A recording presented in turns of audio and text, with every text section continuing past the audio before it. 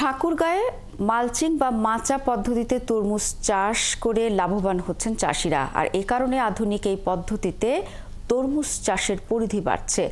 এবছর 22 হেক্টর জমিতে তরমুজের চাষ হয়েছে। এখনকার তরমুজ যাচ্ছে দেশের বিভিন্ন জেলায়।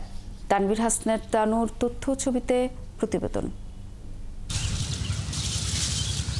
ঠাকুরগাঁওয়ের পীরগঞ্জ উপজেলার শিমুলবাড়ি গ্রামের 4 যুবক মঞ্জুর আলম, আজিমুল হক, লুৎফর রহমান ও সালাউদ্দিন আহমেদ এবছর 5 একর জমি নিয়ে চাষ করেন ব্ল্যাক বেবি নামের বিদেশি জাতের তরমুজ।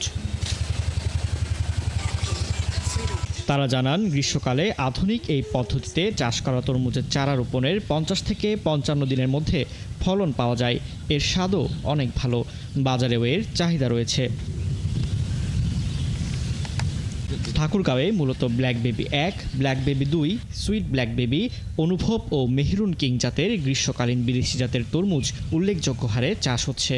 আর এই পদ্ধতিতে উৎপাদিত এক একটি তরমুজের ওজন প্রায় 2 থেকে 4 কেজি পর্যন্ত হয়। খরচের তুলনায় আমরা লাভবানের দিকে একটু বেশি, 7-8 লাখ টাকা আমরা লাভবান হয়তো আশা করি করতে পারবো। প্রায় 2 লক্ষ প্লাস বিক্রি হয়ে গেছে। ফার্স্ট কাটা গেছে, এখন সেকেন্ড কাটা দেখি বাটি বা খরিদ্দাররা আসতেছে, তো আশা করা যায় সেকেন্ড কাটাটাও প্রায় লাখের কাছাকাছি বিক্রি হবে। 4 যুবকের এমন সফলতা দেখে অনেকে এখন তরমুজ চাষে আগ্রহী হচ্ছেন।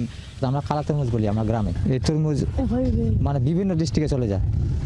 উনি অনেক টাকা পয়সা পেয়েছে এবং এর আগেও করেছিল। এটাতে যদি আমাদের নতুন নতুন উদ্যোক্তা হয় তাহলে হয়তোবা আমরা আরো বেশি কৃষিতে অগ্রসর হই। ফলমান ভালো রেজাল্ট হচ্ছে, তারপর আমরাও কিছু লাগাবো।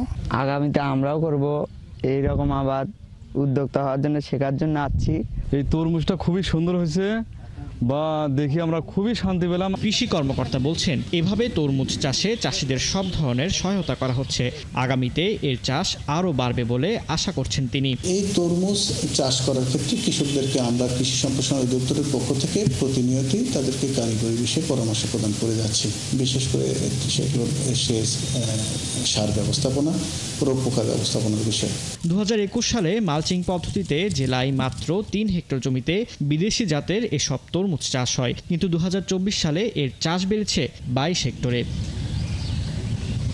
ফারদিন নীরব, 71।